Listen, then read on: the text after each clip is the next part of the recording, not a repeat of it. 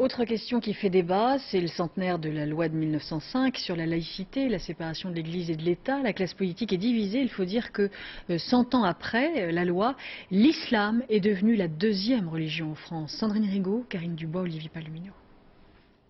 Une cérémonie sobre et sans apparat, passée inaperçue. Pour célébrer la fin du centenaire de la loi de 1905, la République n'a pas fait de folie. Jacques Chirac a même décliné l'invitation.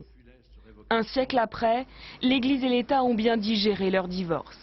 L'Église n'exerce aucun pouvoir politique, l'État aucun contrôle dans le domaine religieux, aucun financement du culte. Voilà pour les principes, mais dans les faits, la donne a changé. La loi de 1905 a été pensée en fonction de 4 cultes qui existaient en France. Le catholicisme, le protestantisme, ces deux familles, luthérienne et réformée, le judaïsme. Et maintenant, cette loi de 1905, il faut qu'elle s'ouvre à l'islam et à la diversité du protestantisme. De là à penser que la loi doit évoluer, il n'y a qu'un pas que Nicolas Sarkozy a franchi.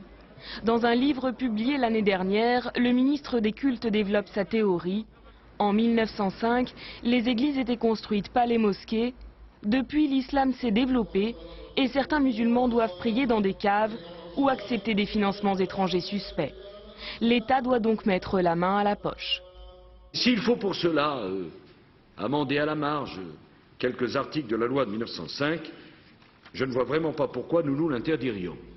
Une proposition approuvée par une partie des musulmans de France, mais loin de faire l'unanimité au sein de la communauté, car elle risquerait de stigmatiser l'islam. Il y a un siècle que nous vivons dans ce cadre-là, et je ne voudrais pas que l'islam soit le prétexte à ouvrir une espèce de boîte de Pandore que serait la remise en cause de ce rapport clair, net et précis de l'État d'un côté et des cultes de l'autre. Ouvrir la boîte de Pandore, ce risque-là, Jacques Chirac n'est pas prêt de le prendre. Il y a un an, le président rappelait son ministre à l'ordre sans le nommer. Quand il y a une colonne du temple, on est bien inspiré en général de la respecter, de ne pas trop vouloir la bricoler. Régler les problèmes de financement sans toucher à la loi, ce serait possible.